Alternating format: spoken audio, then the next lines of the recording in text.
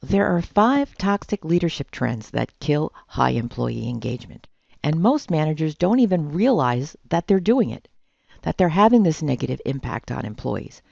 But just imagine how much better and more productive the workplace would be if even one of these toxic leadership habits could be toned down.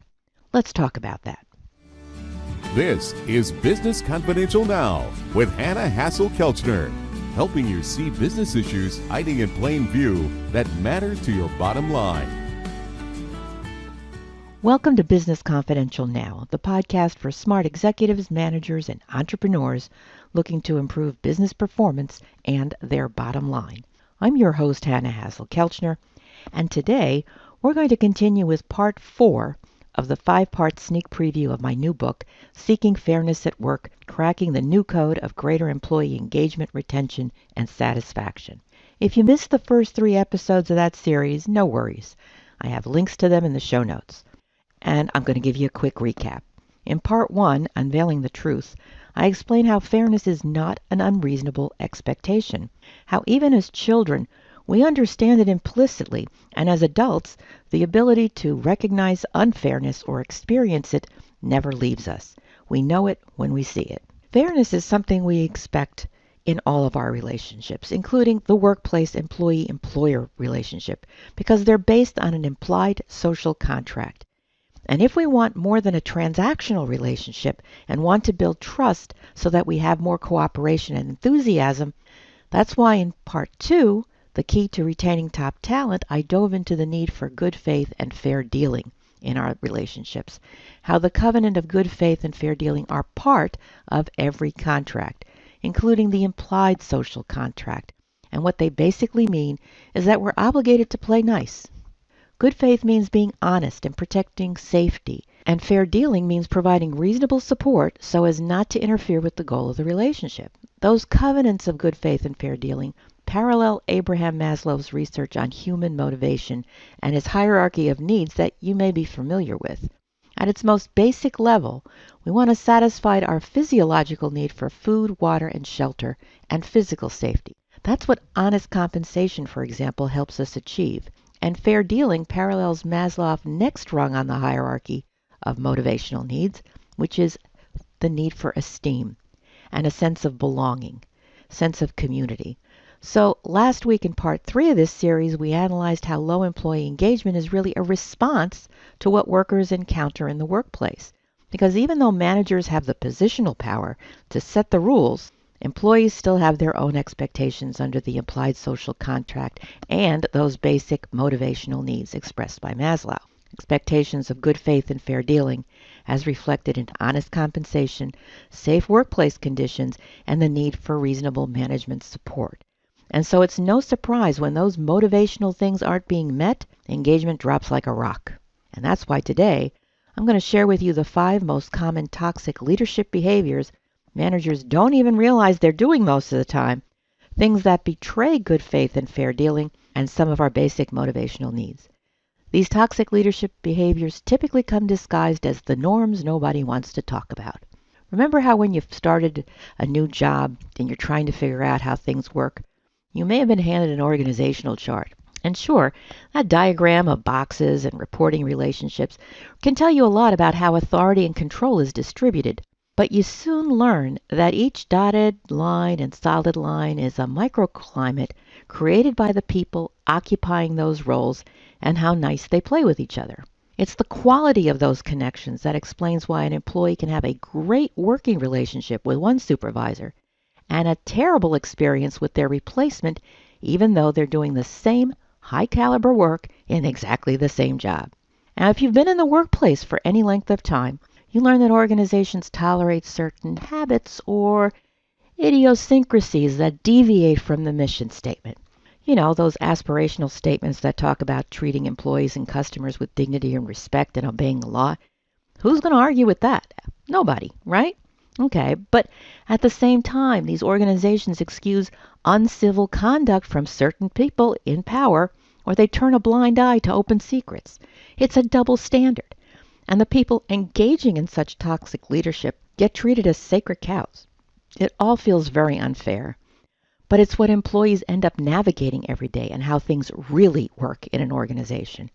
They're the norms nobody wants to talk about out loud, the unspoken rules employees are afraid of, and you learn about them the hard way, or if you're lucky, through whispers in the hall. They tank employee engagement because they generate fear, and it's incredibly stressful, and it keeps you from doing your best work when you're in a fear-based environment. Now, I know some listeners may be thinking, well, hey, that's just too bad. That's the way it is. Buckle up, buttercup. Life's unfair. Get used to it. I get it. But on the other hand, as a manager, as a leader, it's important to get work done through others. You simply can't do it all by yourself. You need cooperation, and fairness greases those wheels. Think about it. Fairness really isn't about charity, as some people might think. It's really smart business. All right, so what are these toxic leadership habits that employees feel are unfair? Well, they fall into 5 broad categories, and each one of them operates on a continuum. So when we talk about them, it's important to keep in mind that the degree of damage done by any one of these depends on the severity, the frequency, and the duration of this type of behavior, this toxic leadership habit, because even small slights over an extended period of time is the equivalent of death by 1,000 cuts. It's very, very stressful, and it causes people to pull back. All right, let's get to it. 5 hot button categories, or what I call the common workplace norms nobody wants to talk about. 1, unapproachability. 2, lack of recognition. 3, bias. 4, poor conflict management. And 5, poor workload management. Now let's tackle these individually. You know, it's easy to dismiss these toxic leadership behaviors when they're viewed in isolation one at a time, and to discount complainers as overly sensitive and whiny. But when we look at these together, it's easier to appreciate how they punch holes in our profound human need for good faith and fair dealing, and negatively impact employee engagement. Take unapproachability, for example. Being unapproachable is off-putting and alienating. It affects employees' sense of belonging and esteem because it creates distance, making it harder for them to connect and get information or the help they need to be successful on the job. A heavy travel schedule, a closed door, even power walking from point A to B can send a message, I'm busy, not now. And it begs the question for the employee, well, okay, but when? How we communicate with each other can have a huge bearing on approachability. Is this tone dismissive or intimidating? Is the conversation abrupt or cut short? The impact can be especially acute for remote workers when you have infrequent contact and maybe terse exchanges that can leave them feeling adrift and wondering whether they're being taken for granted or whether what they do matters at all. If workers feel ignored, they may be afraid to ask a question out of fear that they're going to be considered incompetent, and they may be afraid to raise an important problem until it's too big to hide, and of course, then it becomes more expensive to fix. Even nonverbal behaviors can convey a really powerful message. Make a U-turn in the hall because a manager forgot something could be an innocent move. But if it happens every time they see their least favorite person, it can feel like a slap in the face to that person, because shunning is a form of isolation. It negates the sense of belonging by making people invisible. Oh, come on, you may think, such minor things. This stuff happens all the time. Managers are busy. That's true.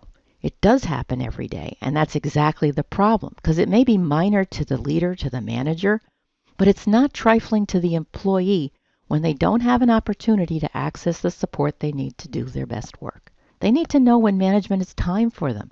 And unavailability runs counter to that covenant of fair dealing and the duty not to hinder an employee's performance under the implied employee-employer agreement. Not being able to access necessary information or resources in a timely manner does exactly that. Being unreachable too often is demotivating.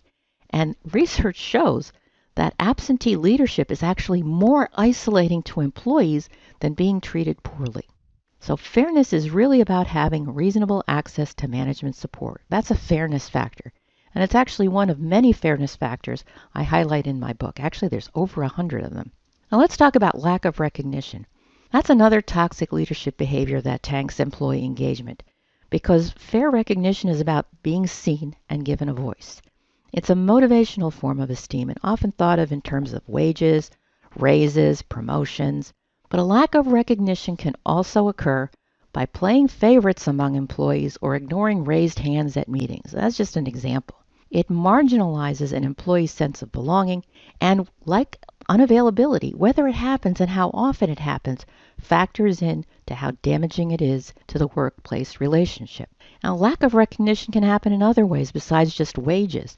Could also be credit stealing, not providing feedback, bias, microaggressions, bullying, because it's really about being seen and heard. Typically, recognition falls into the category of wages and raises, promotions. That gets the lion's share of attention because they affects our ability to earn a living so that we can meet those physiological necessities that Maslow talks about, and also our psychological need for esteem, because the more money you make typically is associated with more prestige. Now, the degree to which that kind of compensation represents honest compensation also influences our perceptions of whether an employer is acting in good faith. Sometimes organizations engage in wage theft, the practice of not providing workers with honest compensation, whether it's through miscounting hours, demanding off-the-clock services, or even mischaracterizing their status as salaried when they really should be hourly. It's not only unfair, but it can cross the line into being illegal, so not paying workers in a timely fashion can be a problem. And each jurisdiction has different labor law requirements, and it really makes it incumbent on management to understand it and follow them. Equal pay for equal work is another component of that. It goes even further, taking recognition into a sensitive area of bias and particularly unlawful discrimination. Yet looking at the issue from purely a recognition perspective, the unwillingness to level the payroll playing field communicates through disparate compensation that one type of person, rather than the value of their work product, is seen as more worthy of financial recognition. That devaluation belies the notion of honest compensation, and it also attacks an employee's ability to earn a living and esteem. That's why the failure to provide equal pay for equal work is fundamentally unfair. And leaders really can't reasonably expect blind loyalty from workers that they openly see and treat as second-class citizens, especially when those same people who excuse unfair pay practices would be so upset if their own work product were disrespected the same way due to stereotypes beyond their control. Credit stealing is another form of not giving proper recognition, and it's probably the most destructive way managers short-circuit recognition and their ability to connect with employees. It's a big deal breaker and a morale killer. Research finds that part of the value of our ideas is the prestige it confers on us. So when a boss takes unfair credit for an employee's idea and doesn't give them attribution, the boss essentially robs the employee of the idea's reputational value, conferring it onto themselves to put more prestige on themselves. It's stealing, and it's dishonest, and boy, is it a flagrant violation of the implied social contract. Children as young as 6 years old care about their ideas, and they're deeply attached to them. And what that means for us as adults in the workforce is that on an instinctive basis, we know taking someone else's work without giving proper credit is just plain wrong. It's unfair. And it's no surprise that resentment builds and employee engagement goes down when someone cheats an employee out of recognition for their work.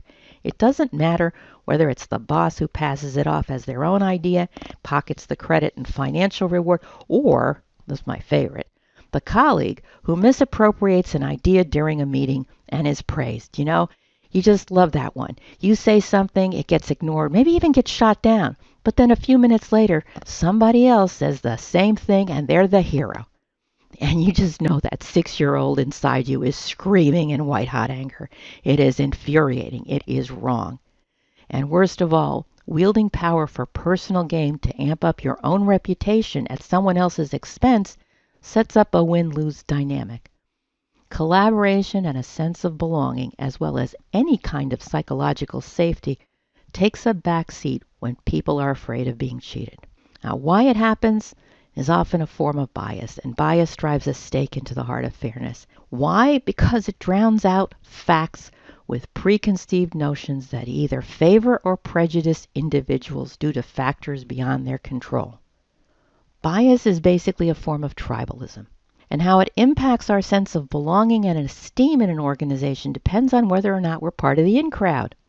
When bias reveals favoritism, It promotes privilege and elevates a sense of self and a perception of superiority. When bias exposes intolerance, it disadvantages employees by attacking their esteem. It can even threaten their physical safety and ability to earn a living with behaviors ranging from microaggressions to bullying to outright discrimination and worse, sexual harassment. When I interviewed neuroscience educator Sarah Payton on this program a while back, she shared some really fascinating research with me about power differentials between majorities and minorities in the workplace. She said the more that we're different from 70% of the predominant workforce composition, the more we lose our foothold in the organization's power structure. So, for example, if 70% of the employees are white males and you're a white male, you already have an easier time fitting in and connecting.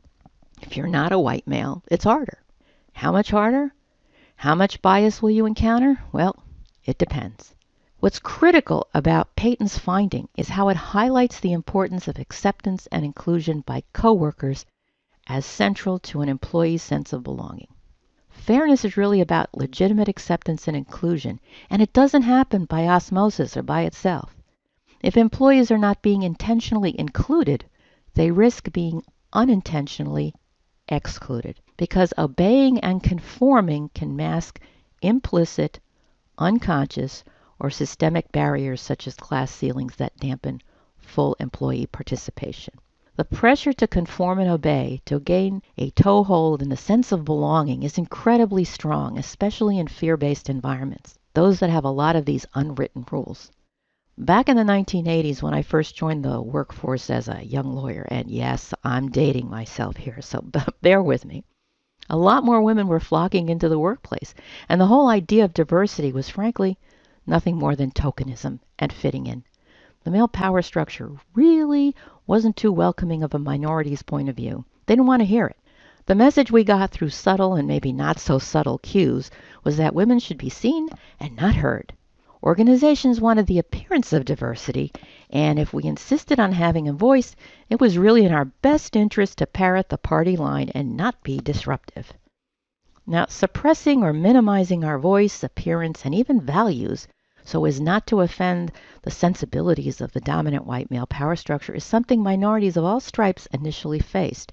And sadly, a lot of them still do, because they don't want to be targets of microaggressions, bullying, discrimination, or harassment.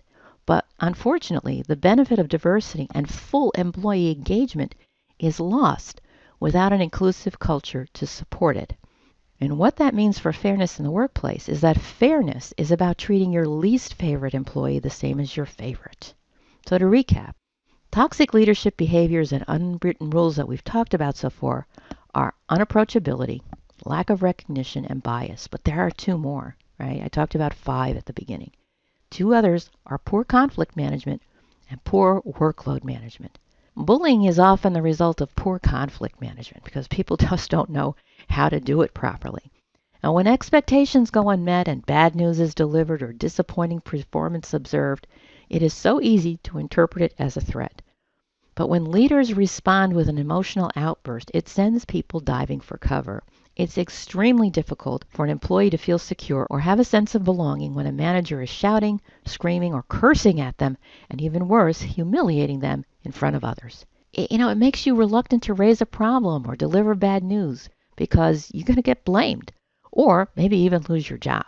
So the blame game is not constructive problem solving or conflict management. And neither is retaliating against an employee who brings a legitimate concern to management's attention. What's worse is when management pretends there's no problem. It's gaslighting, challenging an employee's perception of reality and claiming they're overreacting, too sensitive, taking things too personally. But ignoring a problem or trying to shift responsibility doesn't solve anything except destroy employee engagement. One time, when a head of a consumer focus group got hostile phone calls and really unreasonable demands from an irate client about scheduling and test results, he asked a supervisor to just do him a favor and call the client and talk to them about their expectations. But the daily bullying from the client was so bad, he even threatened to quit if they didn't make the call. The thing is, his bosses did nothing. They let him fend for himself, and that lack of support left him feeling really isolated. He told me later, you can only put up with being yelled at for so long. And as promised, he gave notice. And he said that as soon as he did, this huge weight lifted off his shoulders because the hostility he kept encountering from this client was so incredibly stressful and threatening. Poor conflict management can have a huge impact on employees. And last but not least, I want to talk about workload management. It's another huge way organizations fall short of meeting their duty of fair dealing and providing reasonable support to not interfere or failing to cooperate in an employee's job performance. Sometimes the lack of support is viewed through a really narrow lens of not offering enough rah-rah encouragement or a pat on the back and appreciation for a job well done. And then it kind of gets shrugged off as the kind of warm, fuzzy coddling real adults shouldn't need and management doesn't have time for. But inadequate staffing or inadequate raw materials, not making accurate information available in a timely fashion, they also qualify as a lack of meaningful management support in terms of workload, as do insufficient training, unclear communications when instructions are vague or incomplete. And so fairness really is about giving employees the reasonable support to do their jobs successfully. Micromanagement fits the bill here because it interferes with someone trying to do their work by always looking over their shoulder and second-guessing their work. You really need to be able to respect an employee's skill and their need for autonomy. Even certain goals can signify a lack of support and poor workload management. And it can be one of the most insidious ways leaders undermine employee engagement because nobody likes to fail, and we hate being set up to fail about things beyond our control even more. It's the very essence of unfairness. Please don't misunderstand. I'm not talking about stretch goals here. Stretch goals are a good thing. They're aspirational, and there's nothing wrong with that. But even aspirational goals need periodic reality checks. Otherwise, they make management look out of touch and incompetent. I have a friend who used to work at a large electronics manufacturer that set an annual 10% cost-cutting goal for each component sourced through their purchasing department. Now, in the early days of a new product's commercialization, when product volumes keep increasing year after year, competitive bidding among qualified vendors and volume discounts made hitting that 10% reduction realistic and practical because economies of scale can and should be leveraged in the early stages of commercialization to negotiate more favorable pricing as higher volumes lower individual unit costs, right? Makes sense. But volumes eventually plateau and taper off when a product cycle matures and it gets eclipsed by 2.0 versions, right? Something newer. And so at that point, vendor profit margins have already been squeezed razor thin by each succeeding year's volume purchases. So it's really unreasonable to expect continued 10% cost reductions year after year when volumes are decreasing. At some point, a vendor would be selling the product at a loss. And frankly, they'd be not only responsible, but crazy to do that. It's just not business. However, the raises and bonuses of the employees in the purchasing department who were specialized and organized by product line were contingent on continuously getting that 10% savings every year no matter what. And over time, it meant they got penalized for product cycle maturities that were inevitable and totally beyond their control. Many transferred to a different department or left the company when blamed for not achieving what had now become impossible. So when you run into situations like that, like one executive told me, he goes, you just stop banging your head against the wall. The wall's still there, but you feel better. In other words, you stop trying your hardest. You back down, you obey, you conform, or you leave. I understand that managers often want organizational culture to grow organically, expecting it to be nurtured by the company's vision and mission statements, those great missives that espouse aspirational values such as dignity, respect, obeying the law. I mean, who could argue with that? No one. Those things set boundaries for what's encouraged, discouraged, accepted, and rejected by the organization. But they're just aspirational words. Actions speak so much louder. And an organization's culture and its ability to create an environment that encourages and supports employees to do their best work depends on management, on leadership. Yet it's their use of power that enables these unwritten rules, the norms nobody wants to talk about that determine how things really work in an organization. Yet we're reluctant to talk about power or scrutinize it. We have a lot of deference to it and fear retaliation. and that makes it taboo to question or challenge it. But given its role in the norms nobody wants to talk about, those toxic leadership behaviors that tank employee engagement, we really don't have much choice but to talk about it. Our discussion would be totally incomplete if its role was ignored. So that's where we're going to be headed next week in part 5, when I'll explore how to keep positional power from being a huge Achilles heel. Because the more we understand about power, the more we can use it responsibly to advance the mission of the organization and improve employee satisfaction, engagement, and retention. I hope you'll join me next week. And in the meantime, I thank you so much for listening today. A transcript of this episode can be found in the show notes at businessconfidentialradio.com. And if you missed the first 3 parts of this series, those links are also in the show notes. For a lot more on this topic, including a 5-part strategy for improving employee engagement, retention, and satisfaction, my new book, Seeking Fairness at Work, will be available starting next week on April 18th. So circle your calendar now. If you found today's episode thought-provoking, be sure to tell your friends, share a link, and leave a positive review. I'll be back next week to continue and wrap up part 5 of this 5-part series. So until then, have a great day and an even better tomorrow.